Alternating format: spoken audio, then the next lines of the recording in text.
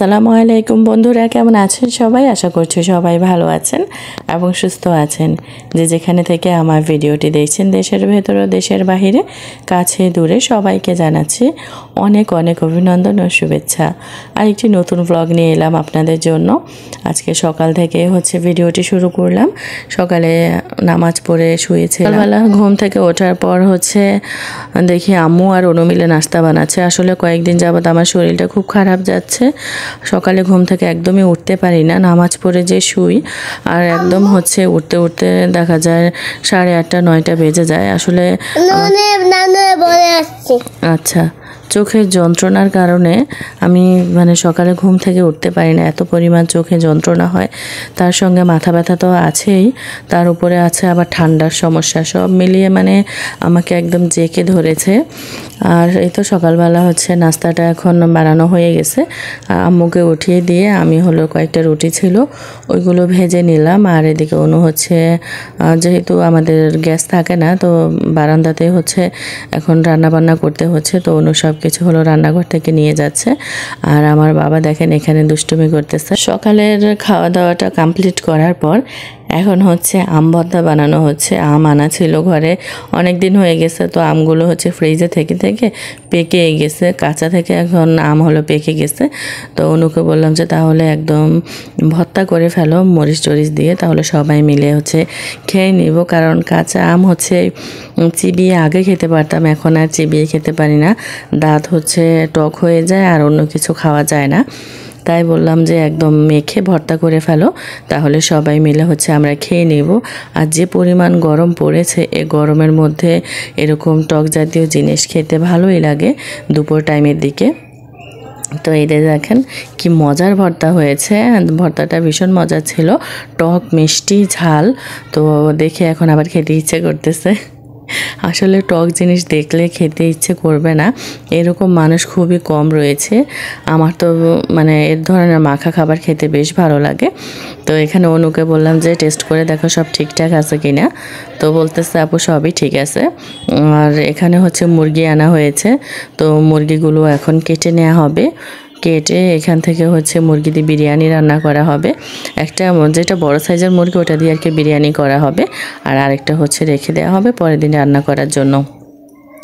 তো এই তো এখানে মুরগি কাটা চলতেছে আর কি। আপনাদের সঙ্গে আজকে বিরিয়ানি রান্নার রেসিপিটাও শেয়ার করব। আমার আন্টি বিরিয়ানিটা যেভাবে রান্না করে, আমি বিরিয়ানি রান্নার রেসিপি আপনাদের সঙ্গে এর আগে ভিডিওতে মনে হয় শেয়ার করেছিলাম কিনা মনে নেই, তবে আমার আন্টি যেভাবে রান্না করে সেভাবে আজকে শেয়ার করতেছি। এই যে মুরগিটা ভালো করে পরিষ্কার করে ধুয়ে এর মধ্যে রাঁধুনির যে বিরিয়ানি মশলাটা রয়েছে সেটা 1 প্যাকেট দিয়ে দিল।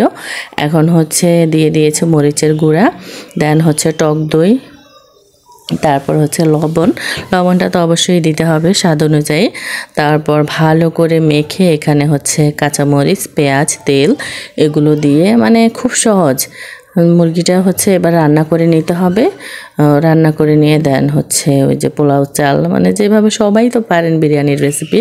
তারপরে একদম সহজভাবে ঘরোয়াভাবে কিভাবে করা যায় সেটাই আজকে আপনাদের সঙ্গে আর কি শেয়ার করার চেষ্টা করতেছি।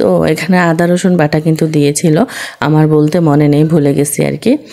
তো এই তো দেখতে থাকুন, আশা করতেছি ভালো লাগবে।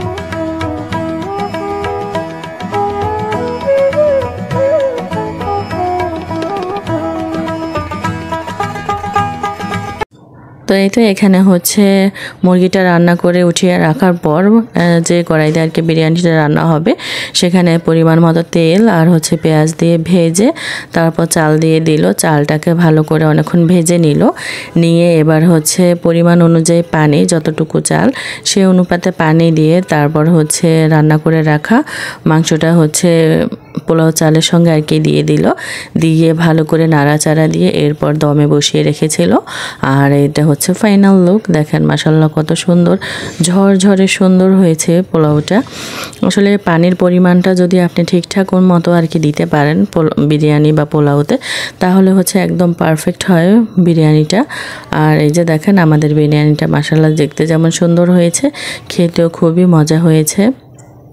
আসলে বিরিয়ানি পোলাও এগুলো হচ্ছে আমার আন্টি যখন থাকে আমাদের বাসায় তখন আন্টি রান্না করে বেশিরভাগ, আমি খুবই কম রান্না করি। আর আন্টির রান্না খুবই মজা। রান্না বান্না তো শেষ, এখন হচ্ছে গরম গরম বিরিয়ানি খাওয়ার পালা। তো তার আগে হচ্ছে গোসল গা ধুয়ে নামাজ কালাম পড়তে হবে। তো নামাজ কালাম পড়ে এখন হচ্ছে আমরা খেতে চলে এসেছি। আমার ভাই, অনু, আম্মু তারা আগে খেয়ে নিয়েছে, তাদের আগে ভাগে গোসল গা ধোয়া গিয়েছিল, এই জন্য তাদের খাওয়াও আগে শেষ। এবার হচ্ছে আমি আর আমার আন্টি খেতে বসেছি। তো আন্টি বেড়ে নিয়েছে দেখে আমি বললাম যে তাহলে খাও, আমি একটু ভিডিও করি। তো আন্টি হচ্ছে এই তো কি সুন্দর করে খাচ্ছে দেখেন, সালাদ দিয়ে লেবু দিয়ে চিপড়িয়ে একদম মেখে ঝুঁকে সুন্দর করে খাচ্ছে। আর এটা হচ্ছে আমার রাতের ভিডিও। আমি এই যে বললাম না কিছুদিন যাবৎ হচ্ছে খুব অশান্তিতে ভুগতেছি মাথা চোখ টোক নিয়ে। তো ডক্টর দেখাতে চলে এসেছি। আসার পর হচ্ছে এখানে ডক্টর আমাকে যে চশমা ছিল আগে সেটা হচ্ছে চেঞ্জ করে নতুন করে পাওয়ার বাড়িয়ে দিয়েছে। দেন হচ্ছে অনেকগুলো ওষুধ দিল, ড্রপ দিল, তারপরে মাথা এক্সরে করতে দিয়েছে, চশমা বানাতে দিয়ে এখানে হলো বসে আছে। আর ওই পাশে হচ্ছে তাদের এক্সরে রুম ছিল, ওইখানে গিয়ে এক্সরে করে এসেছে মাথা। এবার চশমা বানানো হলে তারপর হচ্ছে ওষুধ নিতে হবে, ওষুধ নিয়ে তারপর বাড়ি চলে যাব। অনেকটা সময় হয়ে গিয়েছে, সেই সন্ধ্যার সময় এসেছি আর বাসায় এসে পৌঁছাতে রাতের প্রায় 10:30 বেজে গেছে। আর এই তো দেখেন আসার সময় হচ্ছে একটা পাউরুটি নিয়ে এসেছি, ওষুধ এনেছি। আর এই রুটিটা হচ্ছে নতুন পেয়েছি দোকানে, তো দেখে মনে হলো খুব মজা হবে, তাই হচ্ছে এই রুটিটা নিয়ে এসেছি। মানে খুব সফট ছিল, ধরতে খুব আরাম লাগতেছিল, মনে হলো যেন খেতেও ভালো হবে, তাই এটা নিয়ে এলাম। আর বড় একটা পাউরুটি নিয়ে এসেছি। আসলে টুকটাক বাচ্চা ঘরে থাকলে তো খাবার এটা সেটা হচ্ছে খাক বা না খাক সামনে দিতেই হয়, সেজন্যই আর কি আনা। কারণ অনেক সময় কান্নাকাটি করে, তখন দেখা যায় 2 পিস পাউরুটি একটু সেকে একটা ডিম পোচ করে দিলে একটু খায়, বা একটু দুধ দিয়ে দিলে অনেক সময় খায় আবার খায় না, মানে ঠান্ডা রাখার দরকার আর কি। আর লিচু এনেছিলাম, তো এখানে বসে বসে সবাই মিলে লিচু খাচ্ছে। তো আজকের ভিডিওটা আমি এখানে শেষ করব। সবাই ভালো থাকবেন, সুস্থ থাকবেন, নিজেদের খেয়াল রাখবেন। আল্লাহ হাফেজ।